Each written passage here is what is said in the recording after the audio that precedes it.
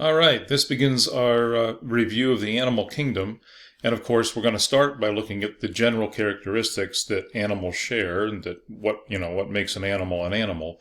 But before we do that, just a couple points here that might surprise you about animals.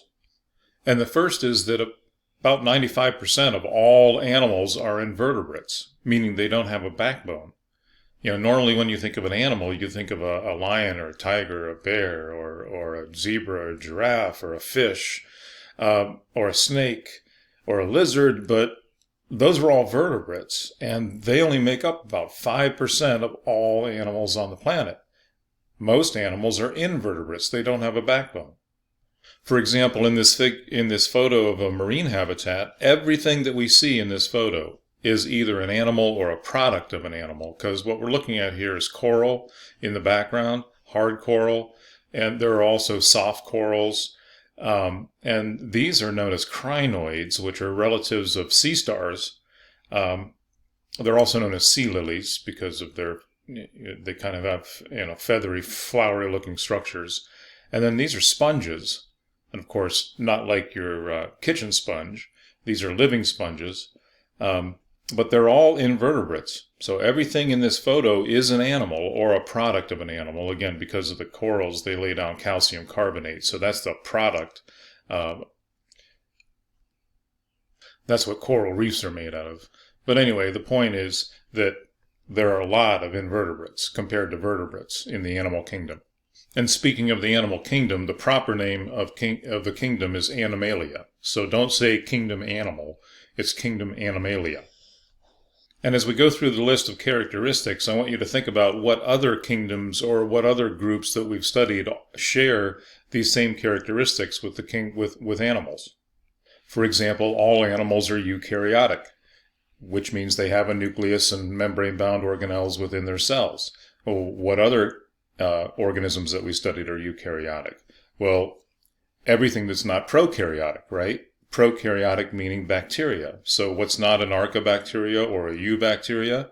Those are prokaryotes. What is not a prokaryote is a eukaryote. So the whole kingdom Protista, right?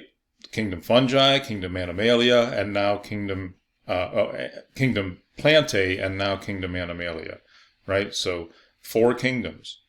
Animals are unusual, so to speak, in their lack of cell walls because a lot of other organisms have cell walls. So, for example, all the prokaryotes have cell walls. So both archaebacteria and eubacteria have cell walls. Some protists have cell walls. The plant-like protists, for example, they have cell walls, some of them similar to plants. It's made out of calcium carbonate. Fungi have cell walls made out of chitin. So animals are kind of unusual in the fact that they don't have cell walls. Number 3 here, being multicellular, is definitely shared with other kingdoms. So there are even some multicellular protists in the kingdom Protista. Some of the algae are considered truly multicellular. But again, all the prokaryotes, archaebacteria and eubacteria, none of them are multicellular. So we have some protists that are multicellular. Fungi are multicellular. Most fungi are multicellular. The ones that aren't are the yeasts, right? And all plants are multicellular. So the Kingdom Animalia shares with Kingdom Plantae the fact that all members are multicellular. And then the last characteristic here differentiates the animal kingdom from Kingdom Plantae, along with a number of other things, but the fact that animals are heterotrophic, which is a characteristic animals share with other, groups. Archaebacteria, eubacteria, there are heterotrophic members, because remember, bacteria, prokaryotes show all forms of metabolism. Being heterotrophic is a form of metabolism, right?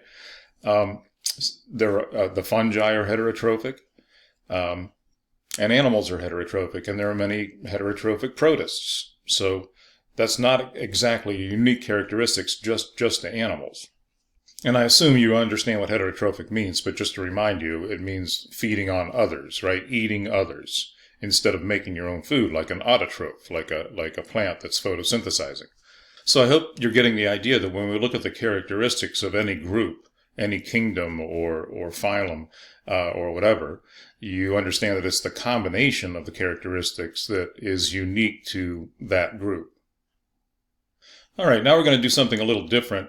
And what we're looking at here is the phylogenetic tree. It represents the phylogenetic tree of the Kingdom Animalia.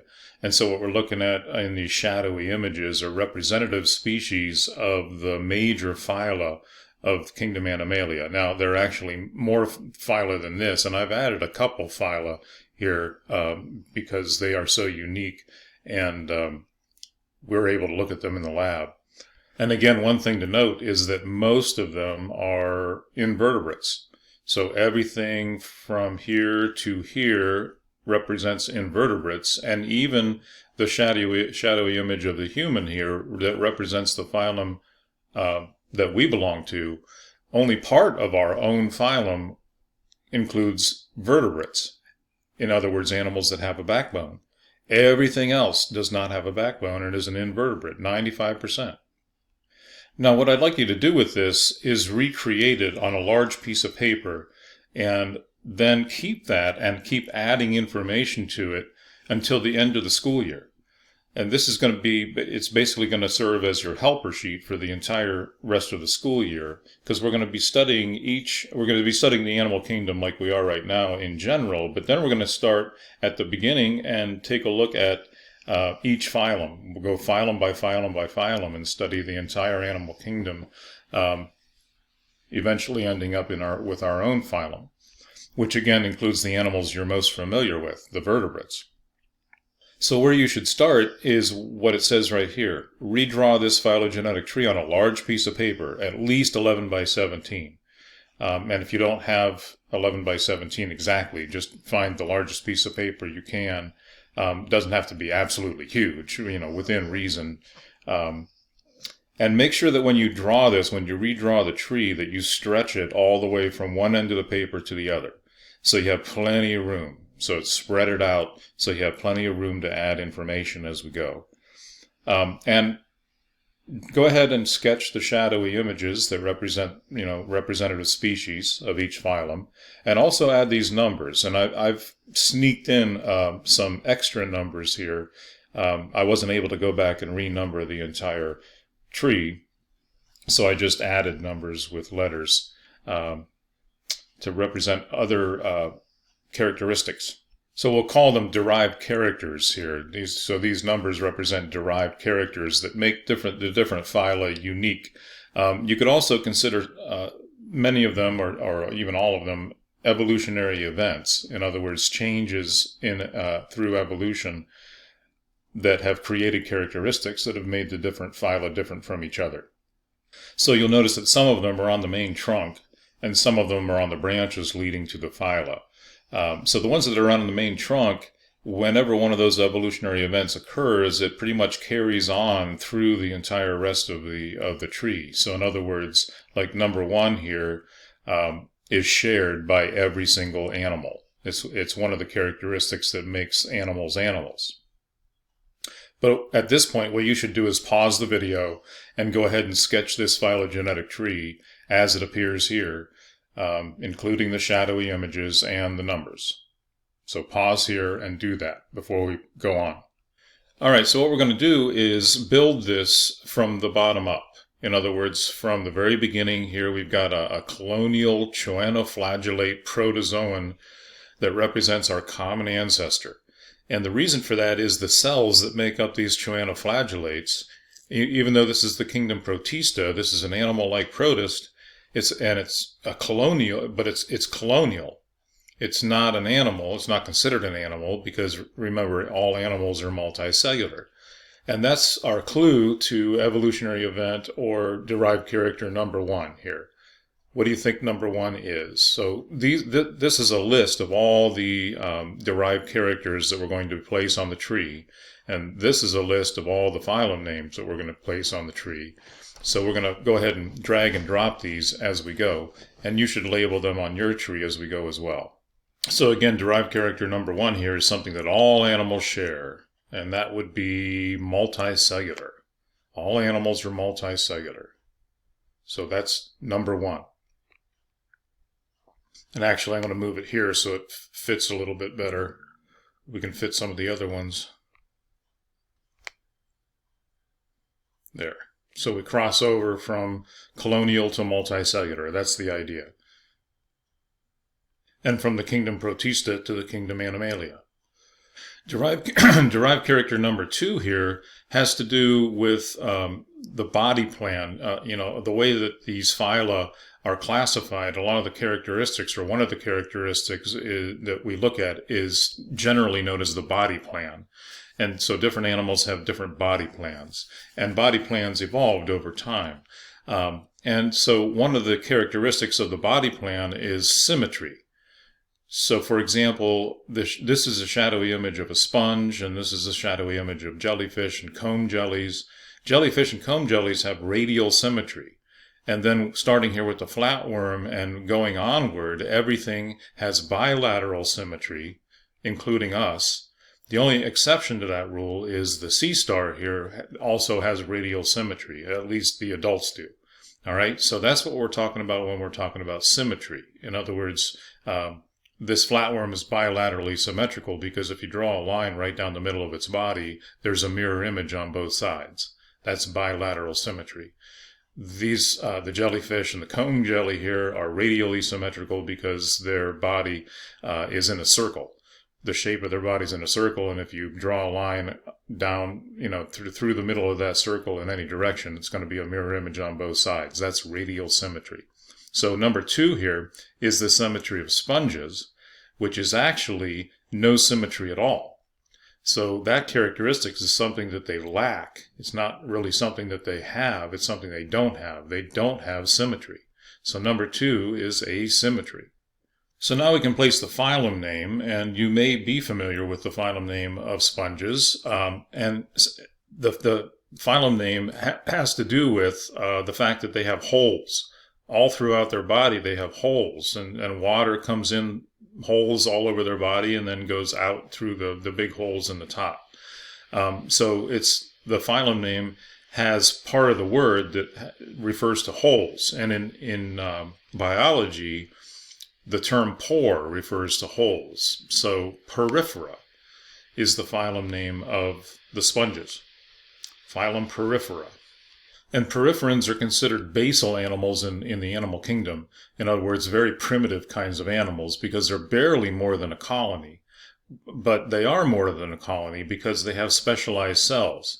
But those specialized cells are not arranged into what we would consider true tissues. And that's evolutionary event number 3, true tissues. And along with that goes this characteristic of having what we call 2 germ layers. 2 tissue layers, 2 germ layers, and these are referring to embryonic layers. And there are a lot of these characteristics that you're not going to fully understand until we take a closer look at them later on. So just for now, go ahead and add them to your tree, and when you come back, you'll understand what they mean later on. But note that that's a characteristic or derived character that's right on the trunk, and that means that every animal from number 3 on here has true tissues, or is considered to have true tissues. You may be able to guess derived character number 4 here because it's related to derived character number 2. In other words, sponges are asymmetrical, whereas these guys, as I pointed out, have radial symmetry. So that's number 4, would be radial symmetry. And the 2 groups that are represented here are jellyfish and comb jellies. Now, you're probably more familiar with jellyfish than comb jellies, but what makes them different is that the jellyfish have what we're going to label 4A here, cnidocytes. Whoops, got to put that back. Cnidocytes are stinging cells. So you may be familiar with the fact that jellyfish can sting you. And it's not only jellyfish that are in this phylum, it's also corals and anemones, and they all have stinging cells. There's no such thing as a cnidarian that doesn't have stinging cells. And there I just gave you the phylum name, Cnidaria. And it's named after those stinging cells. The stinging cells are known as cnidocytes, and the phylum name is Cnidaria, and they both have a silent C. Comb jellies are different than cnidarians. So derived character 4b here is, similar to Porifera not having any symmetry. The cone jellies don't have cnidocytes. So they have radial symmetry, and they're very similar. They have the jelly kind of body, 95% water, like jellyfish do and other cnidarians, but they have no stinging cells, no cnidocytes. And that's the phylum Ctenophora, again with a silent C.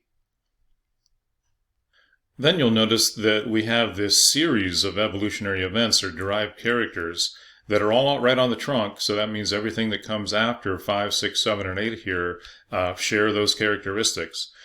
So this is a huge evolutionary advancement as we go from the from Cnidaria and Ctenophora onto the flatworms here. So flatworms have a body plan that's more similar to us than Cnidaria or Ctenophora do. And the first one's related to number 3 here, true tissues, two germ layers. So number 5 is 3 germ layers. And again, that's something that we're going to look at that has to do with embryonic development. So we'll be looking at that later, and you'll understand that better later. Number 6 also has to do with embryonic development, and you'll understand it better later. And that is this idea of protostome development. Protostome means first mouth. So again, that's during embryonic development, the mouth forms before the anus. The next characteristic, number 7, has to do with, again, something that this group does not have. And, oops, I take that back. I'm thinking of number 9. Number 7 is bilateral symmetry. So again, if you draw a line right down the middle of that flatworm, there's a mirror image on both sides. And even in this shadowy image, you can see there's a faint line going right down the middle. And that probably is to emphasize that point, that the flatworms were the first to have bilateral symmetry. And then finally, in this series anyway, number 8 would be cephalization. Cephalization means having a head. If you'll notice, poriferans have no head, and cnidarians have no head, ctenophorans have no head, nothing that can be considered a head. So flatworms are the first to have something that could be considered a head. Flatworms are also considered what are known as acoelomate. And again, this has to do with a body plan characteristic that we'll be looking at later, so you'll have a better idea of what it is. But what a coelom is a body cavity other than the digestive cavity. And that's something that flatworms don't have. They don't have a body cavity. They don't have any other space inside their body except for their digestive cavity. So anyway, flatworms are in the phylum Platyhelminthes. Helminthes means worm, and platy means flat. So Platyhelminthes literally describes, the common name that we call these worms, which is flatworms. So again, Platyhelminthes is a really important phylum. Like if I ask you on a test, what was the first to have any one of these things? 3 germ layers, protostome development, bilateral symmetry, cephalization, you would, and 8 being acoelomate, you would, 9 times out of 10, you want to guess Platyhelminthes, because that's the phylum that was the first for all those things. Derived character number 10 is related to number 9, so number 9 is acoelomate.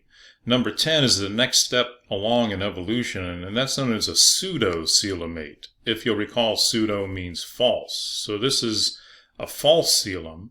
So that's the next evolutionary advancement in terms of the body cavity other than the digestive cavity.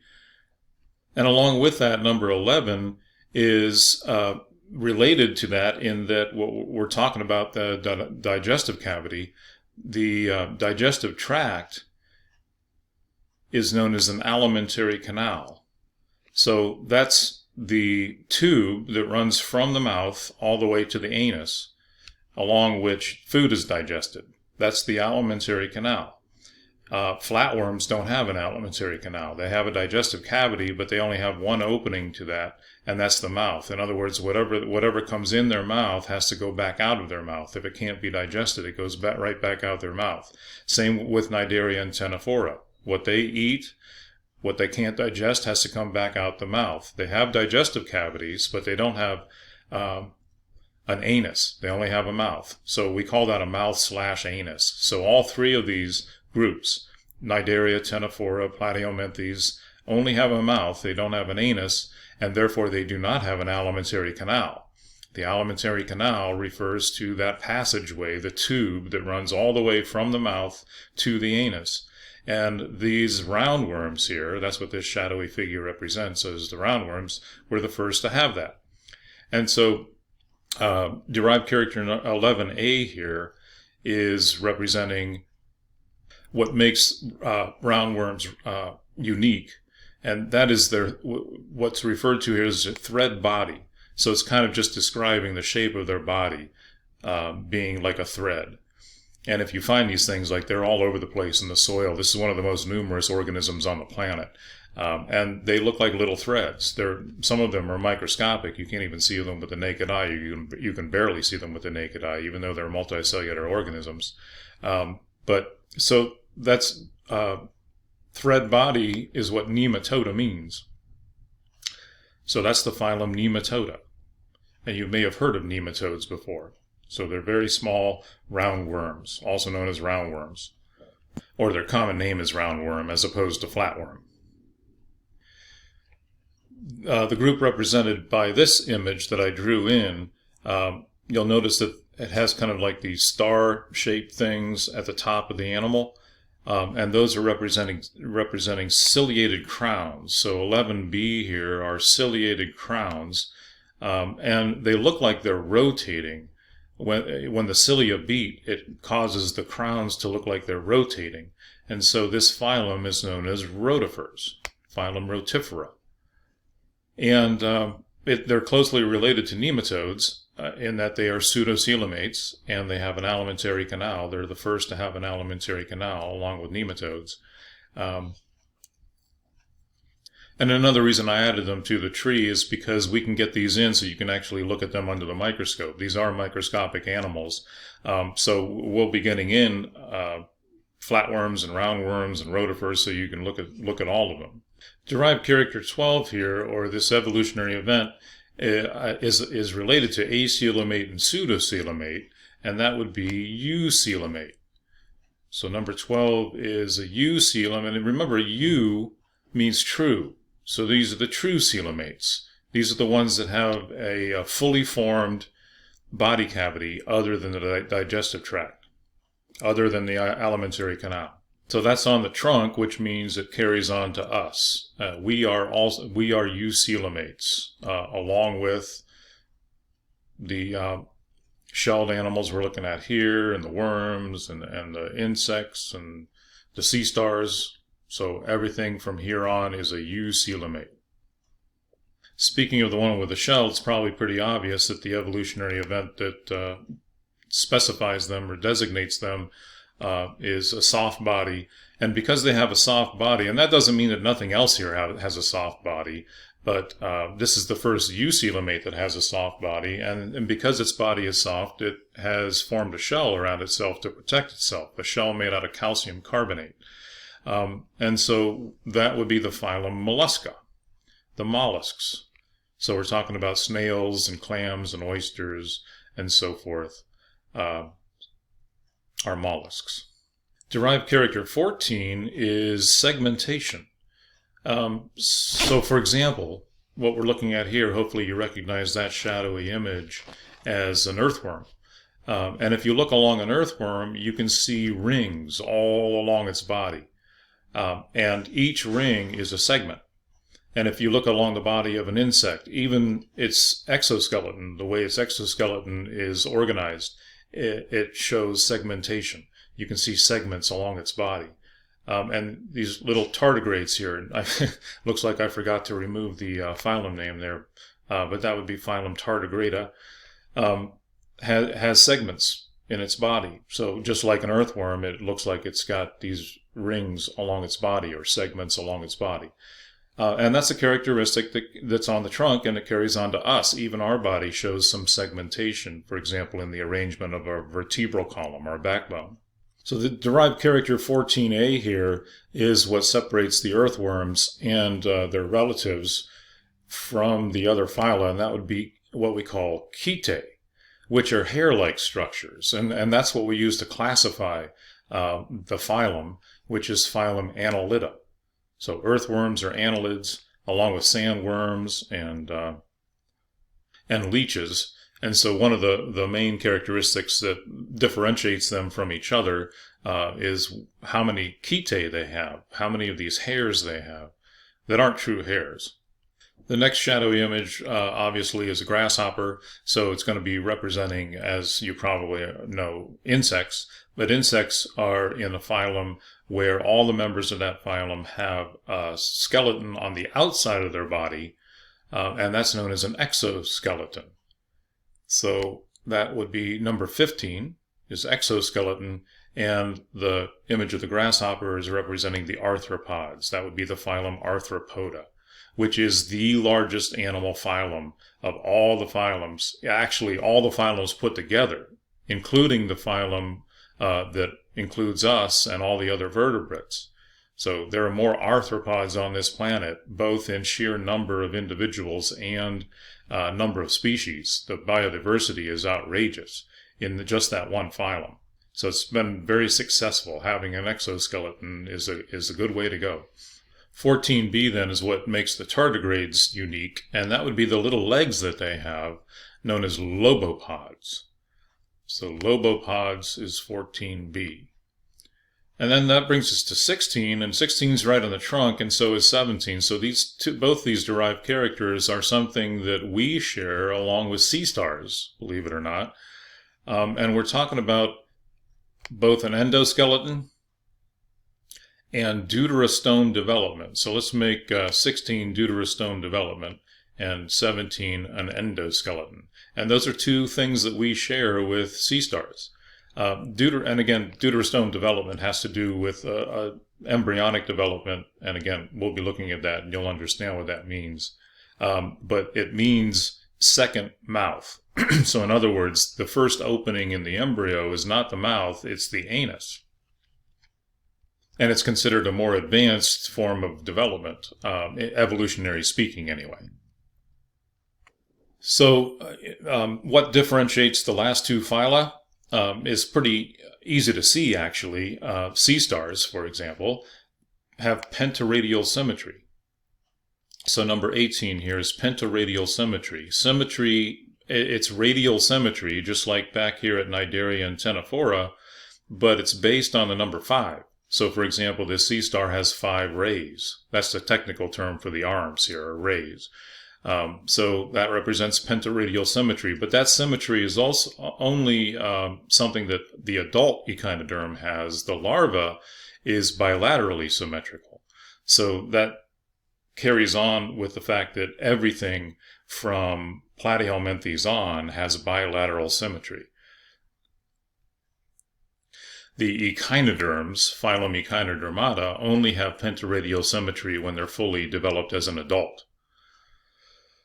And now, by the process of elimination, we've arrived at our own phylum that's designated by the fact that we have a notochord. And again, that's something that appears during embryonic development in all chordates. All members of the phylum Chordata have a notochord at some point in their embryonic development. In some species, the notochord goes away, and in some species, it stays. But the notochord is just a supportive structure, a stiff rod that runs down the back of the animal and helps to support it. So it's like a backbone, but it's not a backbone. It actually, in vertebrates, is replaced by the backbone. But that's what is the namesake for our phylum name. Chordata is named after the fact that we all have a notochord at some point in our development.